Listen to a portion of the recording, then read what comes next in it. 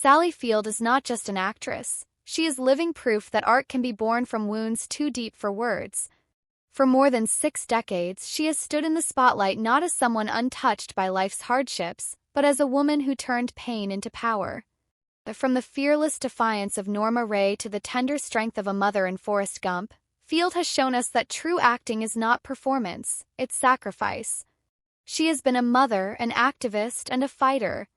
She has commanded Broadway stages, accepted Hollywood's highest honors, and stood shoulder to shoulder with those who had no voice. But behind the applause lies a woman who spent her life rebuilding herself from broken pieces. A woman whose story is not only one of fame, but of survival, of scars, and of strength carried quietly through the years.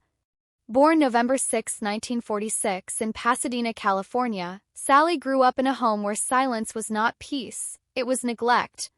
Her mother, Margaret, was a working actress under contract at Paramount Pictures, often away chasing roles.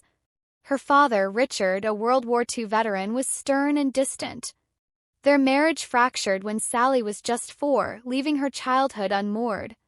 When Margaret remarried stuntman Jock Mahoney, the world outside saw charm and charisma. But inside the home, the young girl's trust was shattered in ways she couldn't yet explain. In her memoir In Pieces, Sally revealed that Mahoney crossed boundaries no child should ever endure, wounds that didn't bruise her skin but scarred her spirit. What hurt even more was her mother's silence. The absence of protection, the refusal to see, left Sally feeling invisible. She would later describe herself as a child screaming on the inside, but no one was listening. Acting became her only escape. Watching her mother on film sets, Sally saw characters speaking truths forbidden in her own home. In drama class, she discovered that becoming someone else meant freedom from fear. "Acting let me be someone who didn't feel afraid," she once said. By the early 1960s, that lifeline led her toward a career. At a high school party, a talent scout spotted her and offered an audition at Columbia Studios. But even then, life dealt another crushing blow. 17, Sally faced an unplanned pregnancy after a brief encounter at a graduation party. Instead of comfort, her stepfather intervened, not with compassion but with control. She was sent to a clinic across the border in Tijuana, Mexico. Alone, terrified, and abandoned by her mother, Sally underwent the procedure without explanation, without care. It was not just physical pain, it was the reminder that she was seen as a problem to erase, not a daughter to love. And yet, that suffering did not break her. It became fuel. She vowed that no other woman should ever feel so silenced. That vow, rooted in survival, would later shape her activism for women's rights and reproductive freedom. Armed with raw talent and determination, she entered Hollywood in the mid-1960s. Her first major role came in 1965 with Gidget, where she played the bubbly surfer girl adored by audiences. The show gave her fame but also the label of being lightweight. 2 years later, she starred in The Flying Nun, becoming America's wholesome sweetheart. The role made her a household name, but it also trapped her. To producers, she was just the quirky girl in a habit, cheerful but shallow. For Sally, it felt like a cage. Rather than accept a career of hollow roles, she walked away. For nearly 3 years, she disappeared from television and studied under Lee Strasberg at the Actors Studio. There she stripped herself bare, confronting buried grief and channeling it into her craft.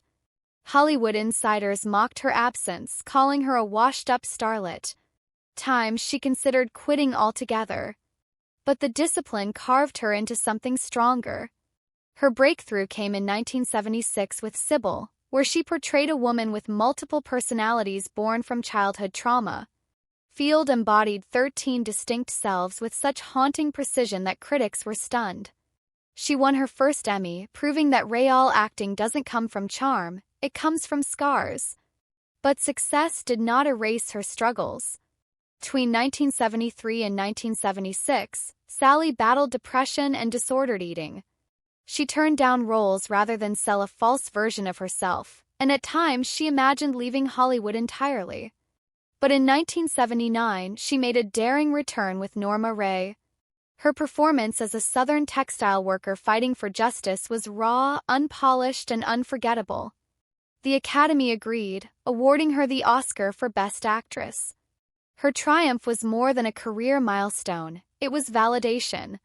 After years of being underestimated, Sally had proven that she was not just the girl next door. She was an actress of depth, grit, and truth. Thought balloon, and here's a question for you. Which of Sally Field's roles do you think best captures her true spirit? The determined fighter of Norma Rae, the grieving mother of Steel Magnolias, or the tender wisdom of Forrest Gump?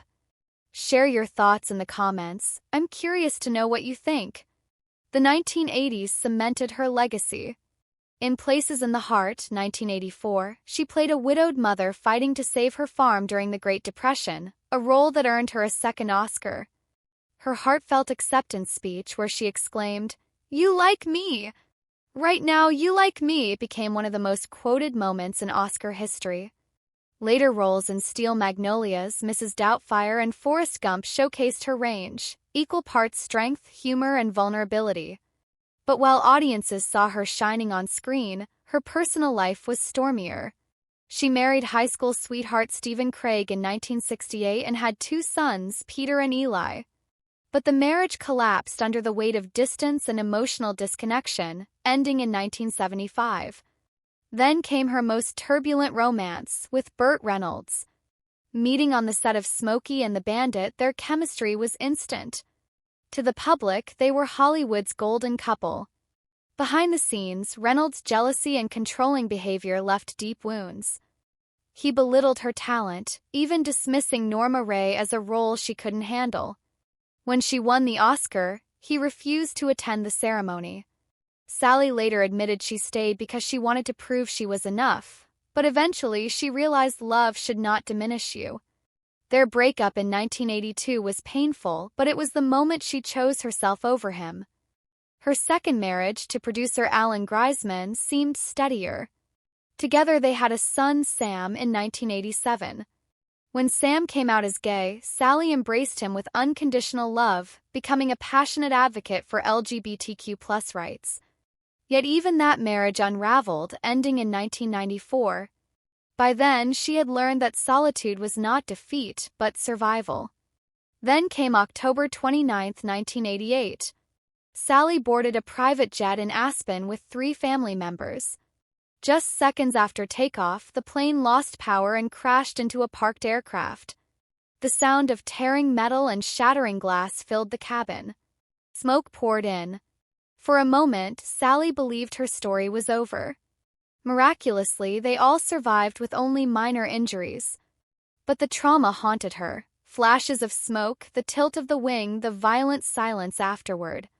Publicly, she brushed it off. Privately, it changed her forever. Surviving the crash made every day afterward feel sacred. In later years, she continued to defy expectations. In 2012, her portrayal of Mary Todd Lincoln earned her another Oscar nomination. She marched for climate justice, advocated for women's rights, and in 2005, after being diagnosed with osteoporosis, launched a campaign for bone health awareness. Even in her 70s, she refused to fade quietly. Today, Sally Field lives in Pacific Palisades, overlooking the Pacific Ocean. Her home is not a mansion of excess, but a sanctuary filled with photographs, books, and the laughter of her 3 sons and 5 grandchildren.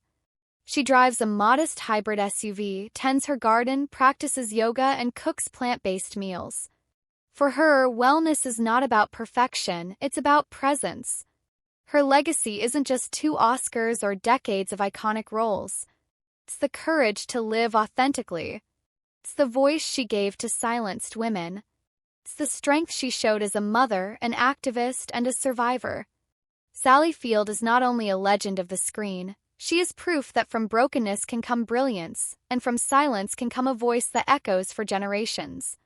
Her story is a reminder that survival is not the end, it is the beginning of becoming whole.